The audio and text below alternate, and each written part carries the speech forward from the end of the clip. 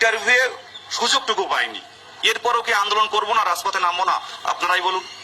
তবে এরপর যদি আমাদের এই দ্রুত যদি আমাদের নিয়ে পদক্ষেপ না নেওয়া হয়, এবার আন্দোলনটা দেখবে বাংলা। এর আগে চাকরি প্রার্থীদের আন্দোলন দেখেছে।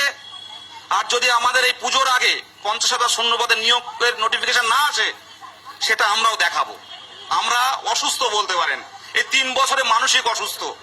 আমরা পুলিশের ভয় পাই না, আইনের ভয় পাই না। আমরা সঠিক পথে লড়বো। গণতন্ত্রের পথে কিভাবে প্রতিরোধ করে তুলতে হয় সেটা তুলে দেখাবো। মুখ্যমন্ত্রী অবিলম্বে এই মিডিয়ার মাধ্যমে দেখুন, এই ছেলেটা এসে সুন্দরবন থেকে, আমাদের কষ্ট হয় না? এই ছেলেটা এসে কোচবিহার থেকে, আমাদের কষ্ট হয় না? কারা এরা? আমাদের কোন রাজনৈতিক রং নয়। আমাদের যে আন্দোলন হচ্ছে, পিছনে কোনো রাজনৈতিক নেতা নেই, এটা আমরা নিজেরাই করছি। আর এরপর যদি আমাদের নিয়ে আরো অবহেলা করেন, পুজোর আগে কিন্তু আন্দোলন কলকাতার বুকে হবে। 6 বছর নিয়োগ তো দূর, 2022 সালে পরীক্ষা দিয়ে এখনো পর্যন্ত ইন্টারভিউরই ডাক পাননি। তাই এবারে বৃহত্তর আন্দোলনের ঘোষণা করবেন বলে জানাচ্ছেন 2022 সালের টেট পাস চাকরি প্রার্থীরা।